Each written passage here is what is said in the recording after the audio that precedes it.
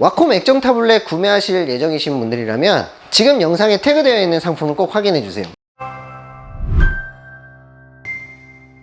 네, 여러분 안녕하세요. 와콤스토어 홍대 입구점 A랩 박팀입니다. 이번 영상은 지난 시간에 이어서요, 와콤 액정 타블렛 갓 성능 편입니다. 지난 영상에서 와콤 액정 타블렛의 가성비 편이라고 해서 현재 구매하실 수 있는 와콤의 액정 타블렛 중에 가성비 픽을 한다면 과연 어떤 제품을 구매하는 게 좋을까에 대한 이야기를 나눠봤는데요. 오늘은 그와 반대로 현재 구매가 가능한 와콤의 액정 타블렛 중에 가성비는 그렇게 좋지 않지만 성능적으로는 정말 만족할 수 있는 제품에 대해서 이야기를 해보려고 해요.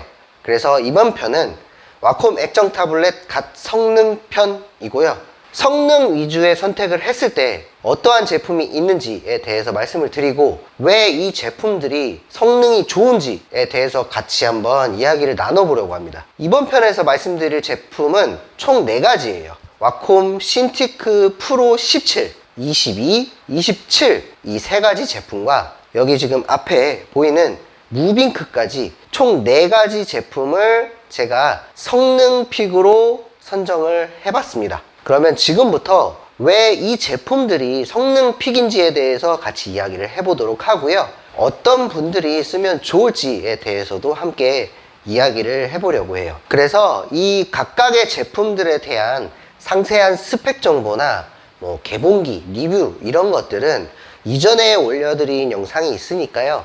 해당 영상들을 좀 참고를 부탁을 드리고요. 오늘은 그와는 조금 별개의 다른 이야기로 한번 영상을 풀어보도록 하겠습니다. 와콤 액정 타블렛 중에 갓 성능으로 꼽히는 신티크 프로 17, 22, 27 먼저 이야기를 해보도록 하고요. 무빙크 제품 같은 경우에는 약간은 성격이 다른 제품이기 때문에 뒤쪽에서 함께 이야기를 해보도록 해요. 우선 신티크 프로 17, 22, 27 제품이 성능이 좋다라는 거는 이미 많이 들어보셨을 거예요.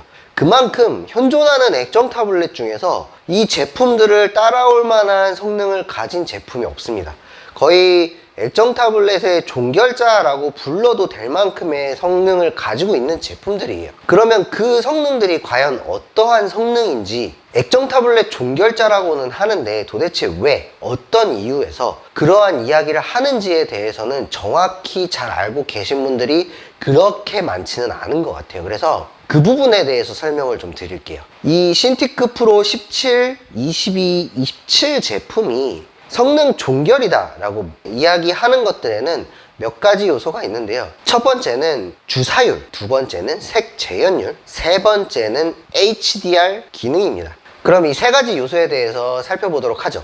먼저 첫 번째로 주사율입니다. 주사율 같은 경우에는 신티크 프로 17, 22, 27 같은 경우에는 120Hz를 지원을 해요. 이 이야기는 화면의 주사율이라는 것은 뭐 프레임 레이트라고도 이야기를 하는데, 쉽게 말해서 1초에 화면에 몇 장의 이미지를 뿌려주느냐의 차이예요. 이 부분은 앞서 소개해드렸던 가성비 편에서 말씀드린 신티크 제품이나 신티크 프로 16이나 24 제품 같은 경우에는 일반적인 모니터가 채택하고 있는 60Hz를 채택하고 있습니다. 그런데 오늘 말씀드리는 신티크 프로 17, 22, 27 제품은 최대 120Hz를 지원을 해요. 쉽게 말해서 1초에 120장의 이미지를 연속적으로 출력을 해줘서 우리 눈에 보이게끔 만들어주는 거기 때문에 실제로 눈으로 봤을 때 굉장히 부드러운 영상을 보실 수가 있어요. 게임을 많이 하시는 분들은 많이 들어보셨을 거예요. 고주사율의 모니터를 쓰는 이유는 그만큼의 초당 프레임 수가 높기 때문에 우리 눈에 보여줄 때 굉장히 부드럽고 잔상이 없는 그런 화면을 보여줄 수가 있죠. 그럼 이 상황에서 왜 액정 타블렛이, 우리는 게임을 할 것도 아닌데 왜 고주사율이 필요하냐 라는 의문을 가지실 수 있는데, 이 부분은 이 액정 타블렛을 가장 많이 사용하시는 분야, 직업이 아무래도 웹툰 쪽이 많다 보니까 고주사율이 필요 없지 않느냐 이런 이야기를 많이 하실 수도 있어요. 그렇기 때문에 고주사율이 필요하지 않을 경우에는 이전 영상에서 말씀드린 가성비 픽을 하실 수 있다라고 말씀을 드린 건데, 이 부분에 있어서 좀 오해를 하실 수가 있는 것 같아요. 사실 이 고주사율이라는 것은 단순히 우리가 보는 화면, 어떠한 영상 화면이라던가 이런 부분에서만 장점이 있는 건 아니고요. 실제로 여러분들이 이 화면에 액정 타블렛이라는 거는 펜으로 무언가를 그리는 작업을 하는 장비잖아요. 그렇기 때문에 실제로 여러분들이 화면에 펜으로 썼을 때 이 펜이 따라오는 반응 속도나 느낌 자체가 60Hz 제품을 쓸 때와 120Hz 제품을 쓸 때 확연히 차이가 많이 납니다. 단순히 주사율 때문에라도 펜이 따라오는 속도감이 더 잘 따라오고 빠르게 따라온다라는 느낌도 받으실 수가 있어요. 그렇기 때문에 그 주사율에 대한 부분은 굉장히 중요한 성능 중에 하나라고 보시면 됩니다. 자, 그리고 두 번째는 색 재현율이죠. 색 재현율은 가성비 편의 제품 같은 경우에는 기본적으로 NTSC 72% 또는 sRGB 또는 어도비 RGB 이 정도 안에서 이야기가 끝나게 되는데, 이 신티크 프로 17, 22, 27 같은 경우에는 무빙크도 포함입니다. DCI P3라는 색역을 지원을 하기 때문에 이 부분이 굉장히 많이 달라요. DCI P3 색역이 뭔데? 라고 궁금해 하시는 분들이 많으실 거기 때문에 간략히 좀 말씀을 드리면, NTSC나 sRGB, 어도비 RGB, DCI P3 이러한 색역에 대한 이름은 어떠한 하나의 규격이라고 보시면 돼요. NTSC 같은 경우에는 이제 오래된 규격이죠. TV를 출력해 줄 때의 어떤 색 영역에 대한 규격이었고요. sRGB 같은 경우에는 요즘은 많이 바뀌어가고 있는 추세지만 일반적인 모니터에서, 그러니까 디지털 디스플레이에서 볼 때의 일반적인 규격이라고 생각하시면 편하실 것 같고, 어도비 RGB 같은 경우에는 인쇄나 실제로 프린터나 플로터 이런 것들로 출력을 했을 때 실물로 출력을 하기 위한 색 영역의 어떤 규격이라고 보시면 돼요. 그러면 오늘 갓성능 편의 이 네 가지 제품이 지원을 하는 DCI P3 란 무엇이냐? 이거는 디지털 영사, 쉽게 말해서 영화, 시네마 출력을 하기 위한 색 영역의 규격이라고 보시면 좀 이해가 편하실 거예요. 그런데 그럼 나는 영화나 이런 작업을 하지 않을 건데 왜 DCI P3를 가진 게 장점이 될 수 있고 이게 성능이 왜 좋은 거야? 라고 궁금증을 가지실 수 있습니다.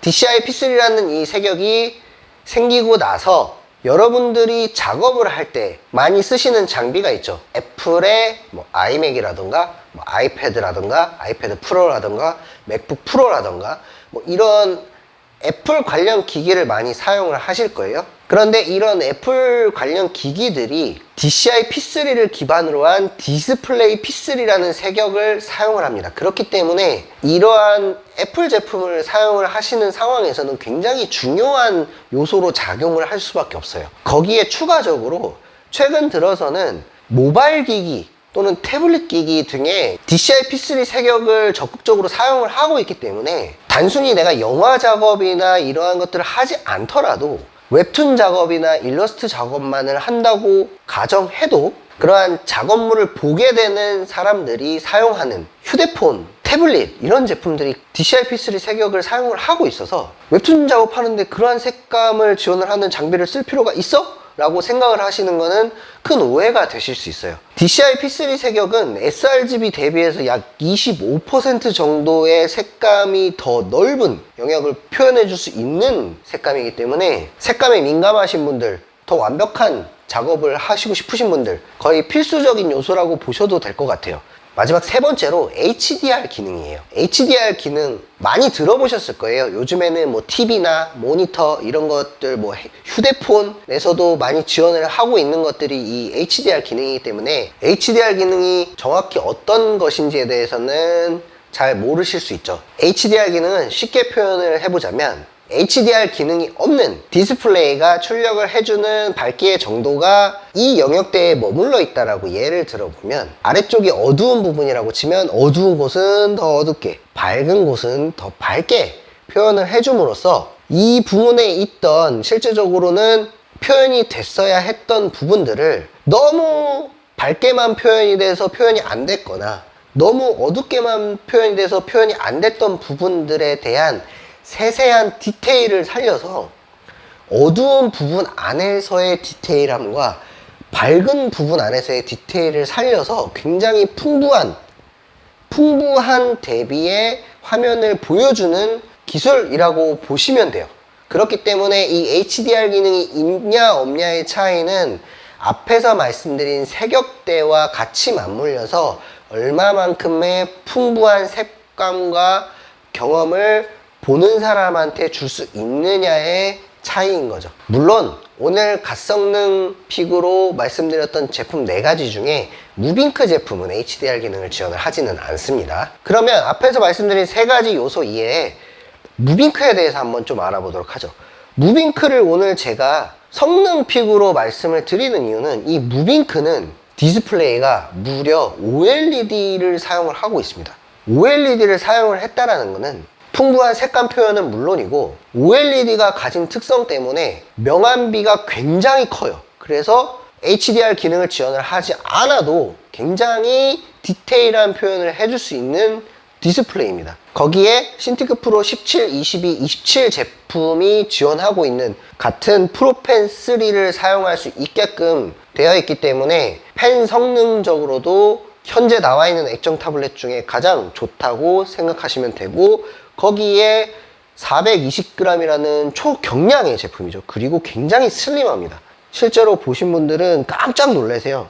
거기에 추가적으로 USB-C 타입 하나로 썬더볼트를 통한 연결이 가능하다는 것도 굉장히 큰 장점이 되죠. 사실 사이즈가 13.3인치로 신티크 16보다 작고 신티크 프로 16보다 작지만 오히려 가지고 있는 색상의 성능이나 펜의 성능이나 이런 것들이 더 좋기 때문에 오늘 무빙크도 갓 성능 픽으로 선정을 했습니다. 이 제품들은 어떤 분들이 사용하면 좋을 것 같고 어떤 분들한테 추천을 해드리면 좋을지 굉장히 많은 고민을 했고, 매장에서 고객님들을 상담을 할 때도 굉장히 고민을 많이 해요. 그러한 과정 속에서 많이 이야기 드렸던 얘기를 해드리자면, 아무래도 신티크 프로 17, 22, 27 제품 같은 경우에는 굉장히 고성능이지만 가격대가 다른 액정 타블렛에 비해서 조금 고가로 형성이 되어 있기 때문에 아무래도 당연히 전문가, 현업에서 종사하고 계시는 프로 작가님들 이런 분들이 써야 된다는 거는 뭐 누구나 다 잘 아시겠죠. 그런 분들 이외에도 제 생각에는 와콤의 제품이 신제품 한 세대가 변해가는 주기 자체가 약 4년에서 6년 정도 되는 것 같습니다. 그렇기 때문에 신제품이 빨리빨리 나오지 않는 제품이라서 사실 여러분들도 제품을 한번 사면 굉장히 오랫동안 사용을 하실 거예요. 그렇기 때문에 애초에 제품을 좀 오래 쓸 거다, 나는 1, 2년 쓰고 말 게 아니고 한번 살 때 좋은 걸 사서 오래 쓰고 싶고, 지금은 학생이지만 졸업하고 취직하고 취업해서도 계속 쓰고 싶다 라고 생각을 하시는 분들은 구매를 하셔도 괜찮다고 저는 생각을 합니다. 물론 가성비 편에서 설명드린 제품들을 조금 더 저렴한 가격에 구매를 하셔서 사용을 하시다가 중간에 다른 제품으로 교체를 하셔도 되지만, 애초에 좋은 제품을 구매해서 오래 쓰시는 방법도 괜찮은 방법이기 때문에 이 부분은 사실 구매하시는 여러분들의 선택인 거죠. 무빙크 같은 경우에는 제품의 컨셉에 맞게 이동을 자주 하시면서 작업을 하시는 분들, 또는 나는 큰 사이즈 액정 타블렛이 불편하다, 그렇지만 색감적으로는 굉장히 민감하기 때문에 색감 표현력이 좋은 제품을 써야 한다 하시는 분들에게 추천하고요. 실제로 지금 무빙크를 구매해 주시는 이런 데이터를 보면 신티크 프로 17이나 22, 27 이 제품들을 사용하고 계신 분들이 서브 장비로 사용을 하시는 경우도 꽤 많으시더라고요. 그래서 그렇게 서브 장비로 좀 사용을 하실 분들에게도 추천을 드리는 제품입니다. 오늘 갓성비 편은 여기까지 이야기 해보도록 하고요. 다음 영상에서 또 좋은 내용으로 찾아뵙도록 하겠습니다. 네, 여러분 안녕히 계세요.